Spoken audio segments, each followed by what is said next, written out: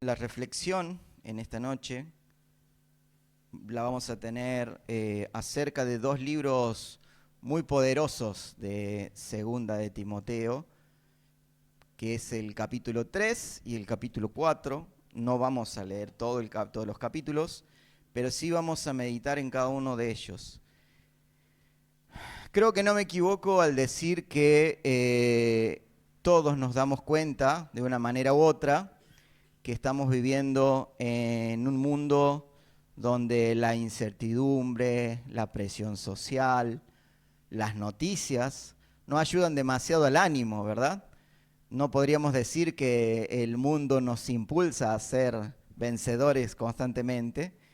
Y lo que nos lleva a preguntarnos, por ejemplo, ¿cómo podemos mantenernos firmes en nuestra fe cuando el mundo parece caerse a pedazos? Otro se preguntará, ¿cómo se hace para tratar a un mundo que parece no tener salvación? Bueno, Pablo, el apóstol de los gentiles, escribe esa carta hace más de 2000 años, cartas llenas de advertencia, pero también de esperanza, y que nos van a ayudar a encontrar una guía y que nos van a animar, nos van a corregir y nos va a ayudar a ser relevantes en días peligrosos. Estamos viviendo en tiempos peligrosos. Y esto lo dice en Segunda de Timoteo, ustedes que me van a acompañar. Vamos a ver 3 puntos y en cada uno de esos puntos nos vamos a evaluar cada uno cómo venimos, ¿sí? Si cómo estamos, si pertenecemos a este punto, si este punto tal vez no nos toca tanto, ¿sí? El primero es el diagnóstico de la enfermedad, que son los tiempos peligrosos. Vamos a leer Segunda de Timoteo, capítulo 3, del versículo 1 al 5. Dice así: Timoteo, es bueno que sepas que en los últimos días habrá tiempos muy difíciles, pues la gente solo tendrá amor por sí misma y por su dinero. Serán fanfarrones y orgullosos, se burlarán de Dios, serán desobedientes a sus padres y malagradecidos. No considerarán nada sagrado, no amarán ni perdonarán. Calumniarán a otros y no tendrán control propio. Serán crueles y odiarán lo que es bueno. Traicionarán a sus amigos, serán imprudentes, se llenarán de soberbia y amarán en placer en lugar de amar a Dios. Actuarán como religiosos, pero rechazarán el único poder capaz de hacerlos obedientes a Dios. Aléjate de esa clase de individuos. Aquí podemos ver que el apóstol Pablo pinta un cuadro que no es agradable del todo, no parece ser algo lindo lo que dice.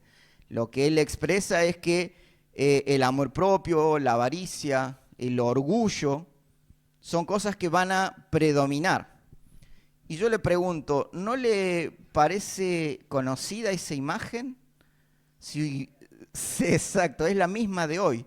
Si nosotros pintásemos lo que pinta Pablo, concuerda perfectamente con lo que estamos viviendo hoy en día. ¿No les parece? ¿Les parece o no? Bueno, este pasaje nos deja en claro que la clave de todo esto es la desconexión con la fuente. Hay, como dice la palabra, amadores de los deleites más que de Dios, ¿no? Y esto realmente genera esa piedad vacía de la que habla. Habla de que va a haber gente, muy buenos actores, que van a parecer religiosos o que van a parecer hombres de piedad, hombres piadosos, pero que en el fondo no lo son.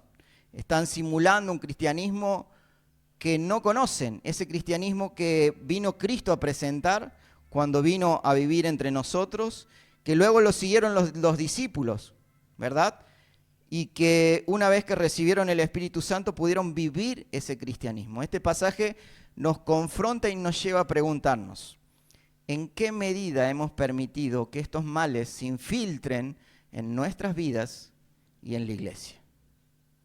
Porque esto que plantea el apóstol, ¿sí?, que dice que van a ser fanfarrones y orgullosos, serán desobedientes a sus padres y malagradecidos, no considerarán nada sagrado, no amarán ni perdonarán, calumniarán a otros y no tendrán control propio. Y aquí dice, serán crueles y odiarán lo que es bueno. Es algo que realmente uno, con solo levantar la mirada, no hacia ustedes, ¿no?, sino que cuando estamos transitando en la vida, cuando vivimos nuestra vida diaria, podemos identificar rápidamente a cada uno de estas actitudes que menciona la palabra. Ahora, esto nos tiene que llevar a pensar, a evaluarnos en dónde está puesto nuestro amor, en dónde está puesta nuestra verdadera devoción. ¿Está puesta en nosotros o está puesta en Dios?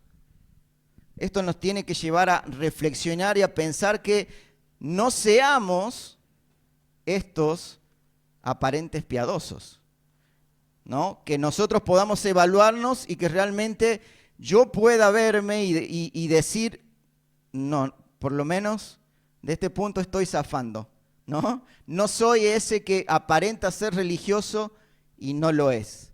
Ahora, hay una acción que nos pide tomar la palabra con respecto a estos aparentadores de piedad. ¿Cuál es la recomendación que nos da? Evítalos, evítalos. A estos evita. Ahora, ¿esto es un llamado al aislamiento?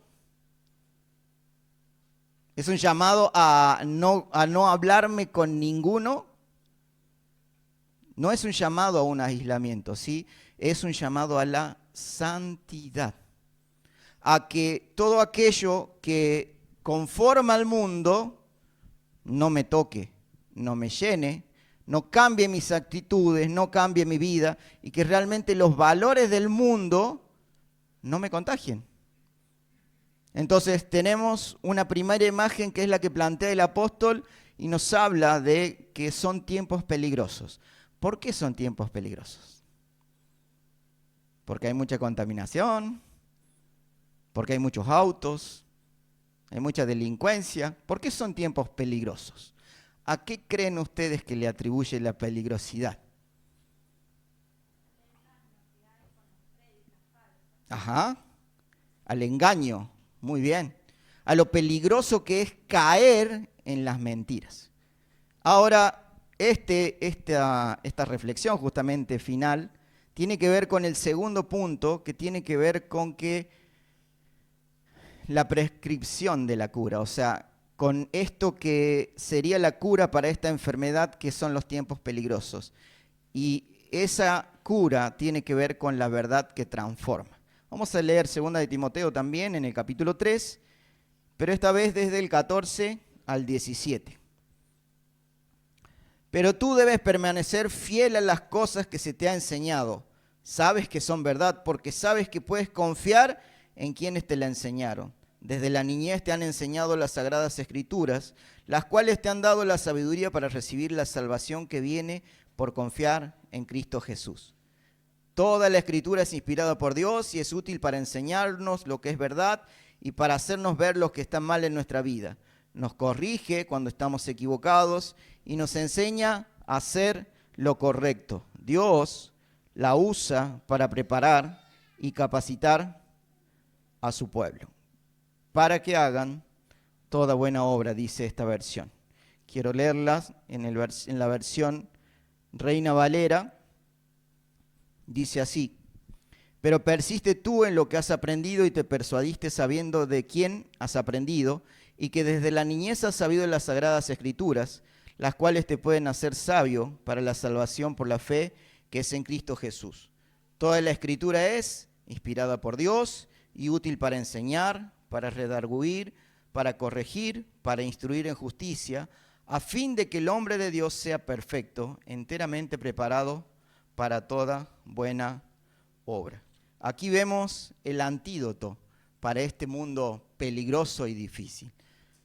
El mundo es peligroso y difícil porque es difícil de encontrar la verdad.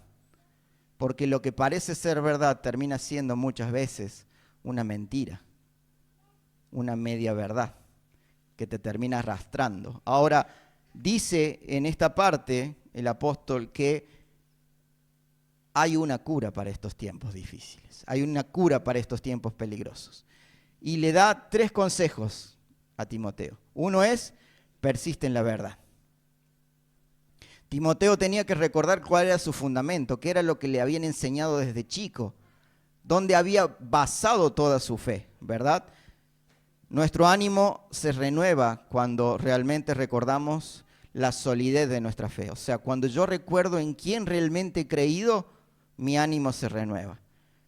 Otra cosa, le habla de la sabiduría de la Escritura, ¿sí? La palabra de Dios no es un libro de historia antigua, sino que es una fuente de sabiduría viva que nos salva y nos guía.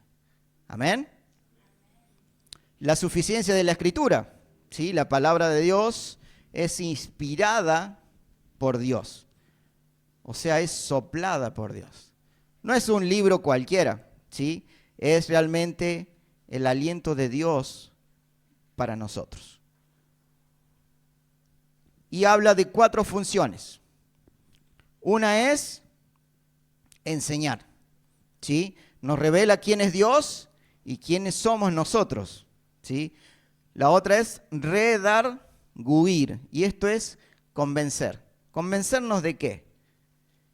De pecado, ¿sí? Nos confronta con nuestro pecado y nos muestra, ¿sí?, que nos hemos desviado y dónde y hasta dónde, ¿no?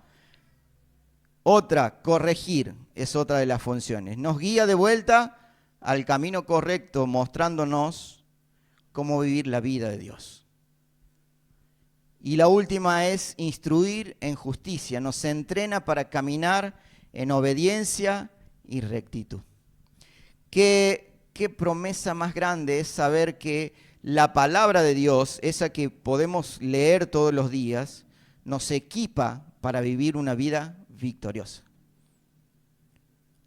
No estamos solos, tenemos una herramienta poderosa realmente que puede cambiar a cada uno de los que la leen. ¿Quién ha leído la Biblia alguna vez? A ver, hay unos cuantos, otros cuantos no la han leído todavía. Los animo a leer la palabra. Los animo a leer la palabra. Aquellos que no han levantado la mano, que el Señor los salve. No, que el Señor nos realmente impulse a leer su palabra, porque la palabra del Señor es la que nos instruye, la que nos corrige, la que nos alienta, la que nos enseña cómo debemos vivir, ¿verdad? Ahora, hay un tercer punto y tiene que ver con el final que todo el mundo debe anhelar. Todos tenemos que anhelar ese final que propone Pablo, ¿sí?, en el capítulo 4. Vamos a leer capítulo 4 del mismo segunda de Timoteo, en el versículo 17 y 18. Dice, pero el Señor estuvo a mi lado y me dio fuerzas, a fin de que yo pudiera predicar la buena noticia en toda su plenitud, para que todos los gentiles la oyeran, y Él me libró de una muerte segura. Así es, y el Señor me librará de todo ataque maligno, y me llevará a salvo a su reino celestial. A Dios sea toda la gloria por siempre y para siempre. Amén.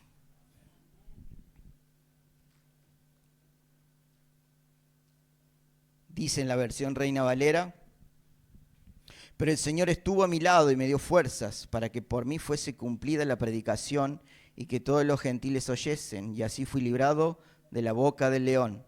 Y el Señor me librará de toda obra mala y me preservará para su reino celestial.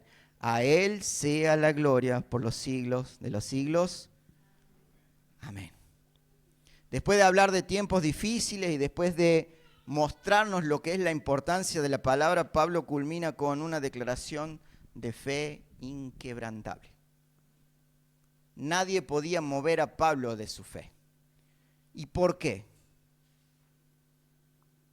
Porque él podía contar quién era él por todo lo que él había logrado. No, porque sabía en quién había confiado. Sabía de quién predicaba. Sabía él cuál era su base principal, cuál era su roca. Sabía él que podía estar afirmado sobre la verdad. Y él predicaba y pregonaba la verdad, a pesar de las amenazas que había recibido. Él dice, en una de las versiones dice, así fui librado de la boca del león. En otra de las versiones dice, y él me libró de una muerte segura. ¿Cuántas veces el Señor libró a Pablo de una muerte segura? ¿Se acuerdan? ¿Se acuerdan cuando lo dejaron tirado afuera de la ciudad pensando que estaba muerto? Lo apedrearon y lo dejaron y dijeron, ya está. Ya está. ¿No? Luego estuvo en los naufragios, luego de repente le muerde una serpiente. O sea, hay un montón de veces en las cuales el Señor le mostró que Él lo estaba sosteniendo. Yo te hago una pregunta, yo le hago una pregunta. ¿Usted cree que Dios lo sostiene? ¿Dios no lo ha librado de la muerte más de una vez?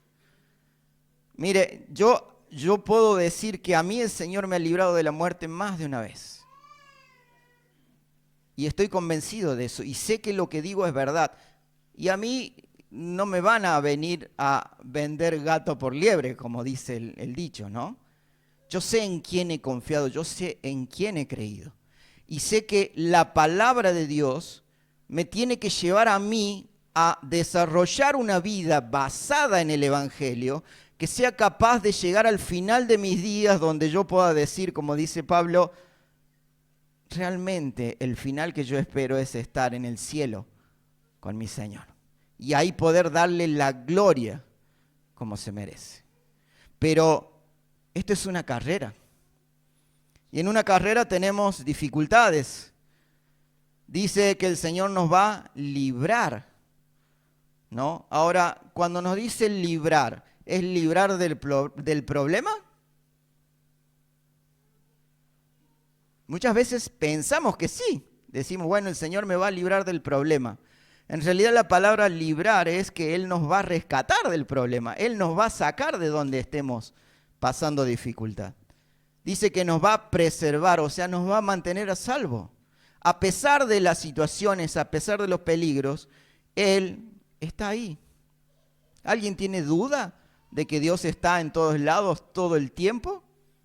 Porque Él dice que va a estar acompañándonos todos los días hasta el fin del mundo. El gran propósito de Dios es poder ser glorificado. ¿Escuchó? ¿Está bien eso que dije? No, no está bien, porque Dios no tiene un propósito como sí lo tenemos nosotros. Nosotros tenemos un propósito. ¿Sabe cuál es el propósito de cada uno de nosotros? Decir lo que dice Pablo.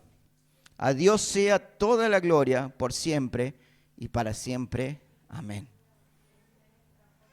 Nuestro propósito es darle la gloria a Dios.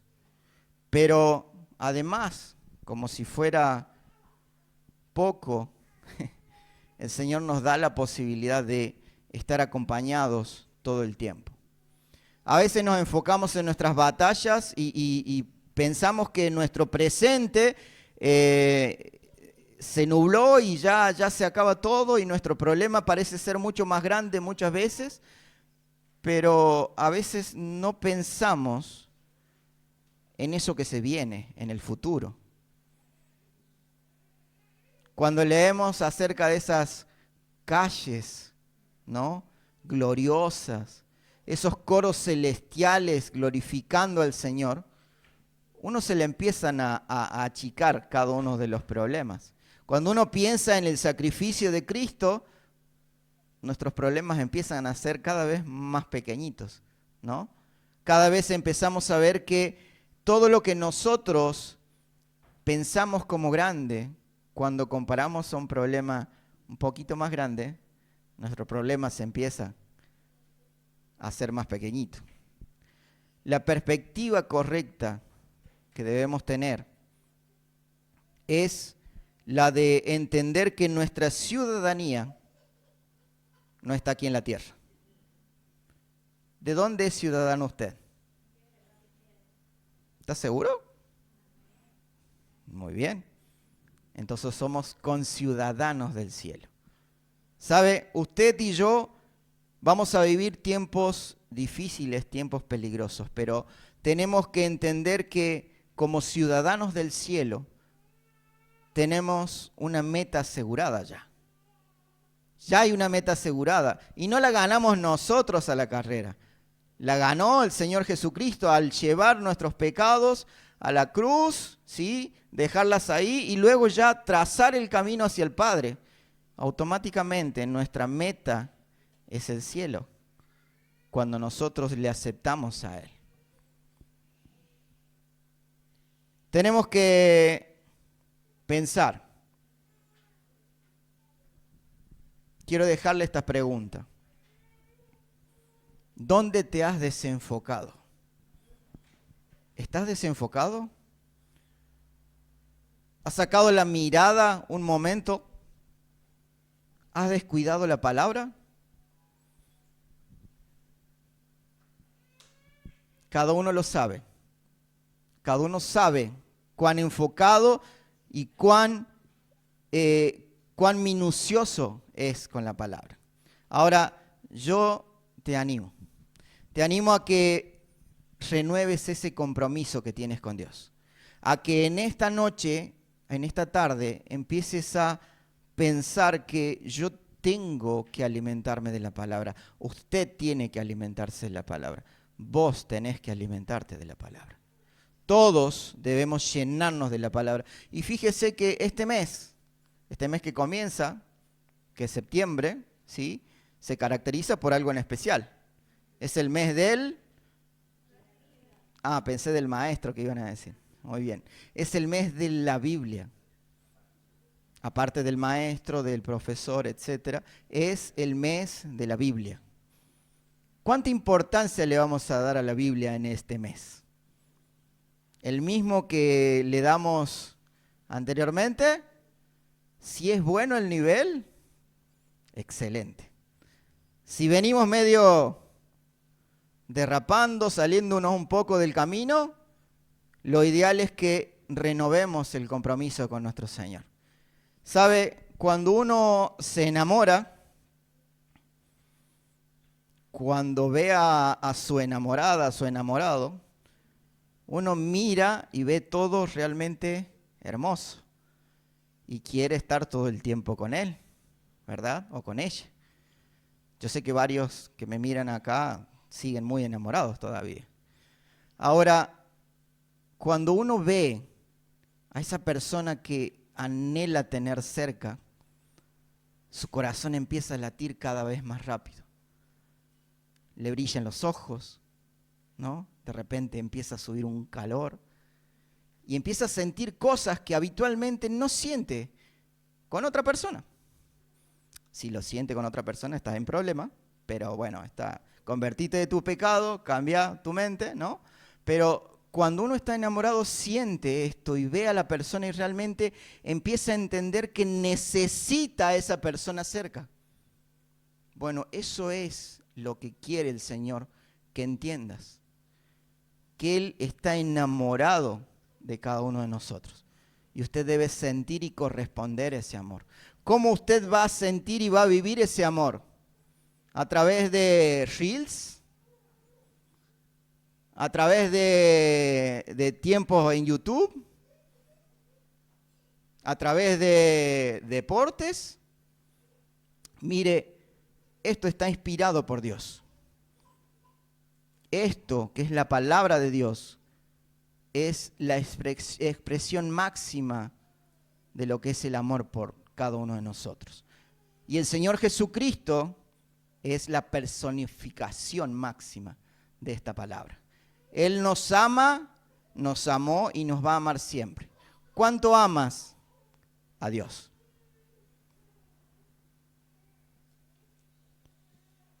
Vivimos en tiempos difíciles, vivimos en tiempos peligrosos. Desanimarnos es muy fácil. Tener miedo es muy fácil. Desviarnos parece muy fácil.